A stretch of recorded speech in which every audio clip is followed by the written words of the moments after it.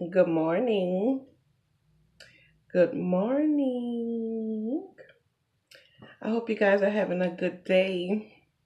I'm here to I guess, talk about a serious topic. I need to ask a few questions first. Um, who here has ever suffered any symptoms of OCD?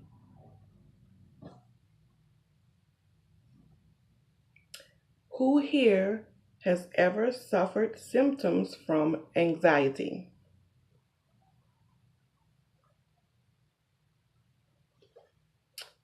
Now, who here have ever kind of suffered in silence by not saying anything because they thought they would be called crazy or her nerves bad or anything like that? So, as you know, my name is Jody. My mom is the New Orleans gardener, and this is my story. Let me just start out by telling you what is OCD and what is anxiety. So, OCD is obsessive compulsive disorder. It's a disorder in which people have unwanted and repeated thoughts, behaviors um, that drive a person to do something over and over and over and over. Now, on the other hand, anxiety, it goes right into OCD. Anxiety is intense, excessive, and persistent worrying about fear of everyday situations. So if you have OCD, pretty much you might have anxiety as well. I myself have suffered from this for years in silence because I was afraid to be called crazy or anything else. I just kind of kept it bottled in. But as far back as I can remember, it started maybe when I was in junior high school. I didn't like things under the bed. As crazy as it seems, I didn't like things under the bed. It rattled my head. I don't like things in the closet. I don't like things in the bed. Till today, I don't like things under the bed or in the closet. Didn't say anything about it. As time progressed, things got worse. Um, I My experiences were I would go to turn off the light and flick it about 5, 6 times. I don't know why. It felt nice to do it. Also, if I cooked something, you better believe I was checking the stove about 10 times that night just to make sure I turned it off. I would leave my house for work, lock the door, and I would press the lock so hard to where it hurt my hand. To when I get to work, I can remember that, oh, I hurt my hand, so I must have locked the door. Wasn't enough. I went back to my house to make sure that the door was locked, even though I know the door was locked, but it just made me feel a little bit better just to make sure again that the door was locked.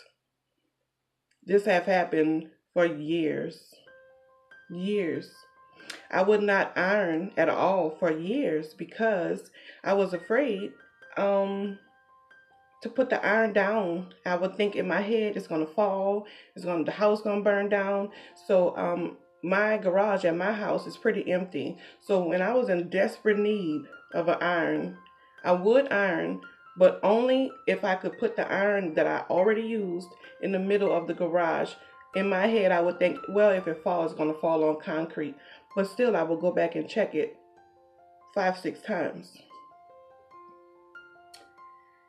Um, then it got even worse. It got to be where I was wearing gloves for everything. I wear gloves to cook meat no matter what. I don't think that have nothing to do with OCD or anxiety. I just don't like to touch meat. But I started wearing gloves for everything. Everything, everything, everything. I'm wearing gloves 24 hours almost. That's what I was doing. As time progressed, it got even a little worse. I started feeling like I couldn't breathe sometimes, a lump in my throat almost. Um, if I looked down at my chest, I could see my heart beating, like I could see the palpitations. It was awful. And you're talking about worrying. Oh my God. If my kids didn't come home at exactly the time they were supposed to, I was all over the place. I was jumpy. It's just was a lot of things going on, especially with the stove and the door and the clicking and the under the bed situation. I don't have no dressers. I did not like dressers. I don't like it. So it's a lot of things that normal situations wouldn't be a problem, but for a person with OCD and anxiety, it is a big deal. It took me a long time to even mouth the words that I thought something was wrong with me, because I just bottled it up and I ignored it for a long time. And that is exhausting. I was losing sleep because I was so worried about everything, even the minor little things. Even, oh, did I tie my daughter's shoe? I don't know if she's gonna fall. Let me go check on her. Every little minute, regular, everyday thing turned into a major big deal, and it was awful to be like that. So in 2016, I had a crook in my neck. So I went to the doctor. Her name is Miss Kendra. And in the back of my head, I was saying, Jody, say something. Jody, just say it. Just say it. Just say it. Maybe she could help. Just say it. Just say it. Just say it. But I couldn't say it. To me, it would feel like I'm acknowledging that I'm crazy. Because for so long, I've heard, when people have OCD, they crazy. People have anxiety, oh, they crazy. So I struggled to even speak on it. But right before I left out the office, I was heading for the door and I turned back. I said, this is either I'm going to do it or not now. So I said, Dr. Kendra, I feel a lump in my throat. So she's checking my throat. And I said, not that kind of lump. I said, it's one that you don't feel. I said, in my heart, it's beating so fast at times. And then it goes to regular and then it goes fast. And I'm breathing fast. I'm sweating.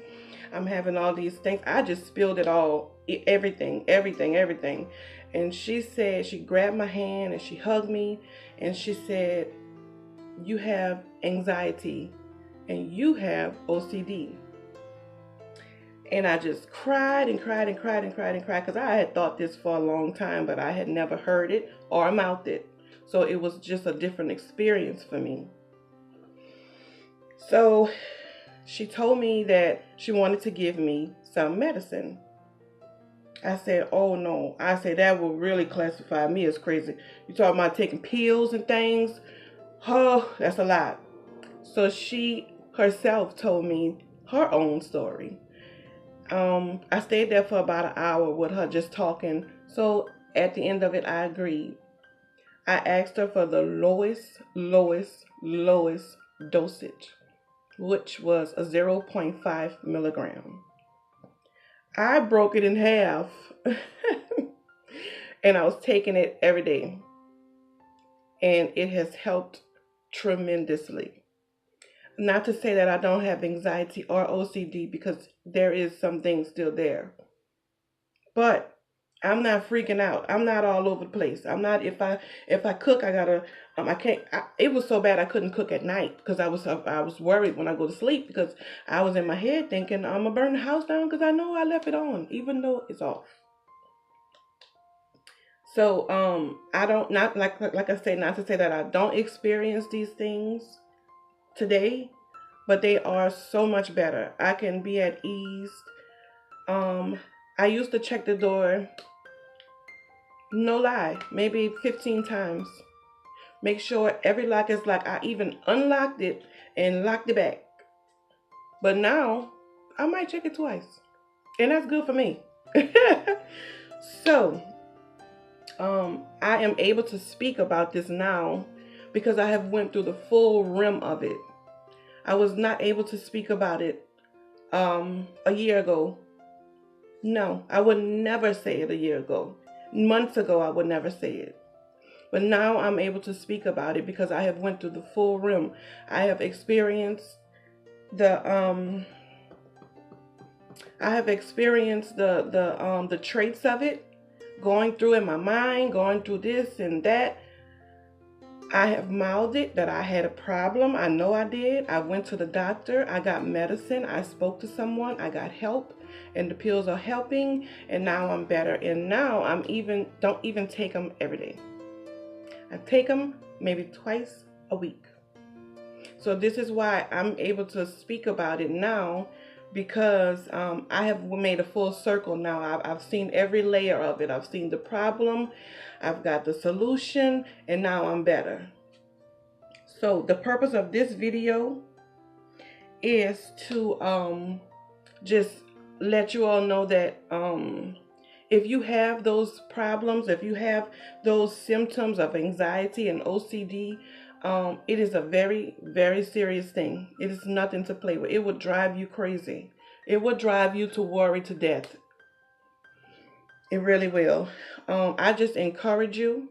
And again, I'm not a doctor. I'm not a nurse. I'm not nothing from the medical field at all.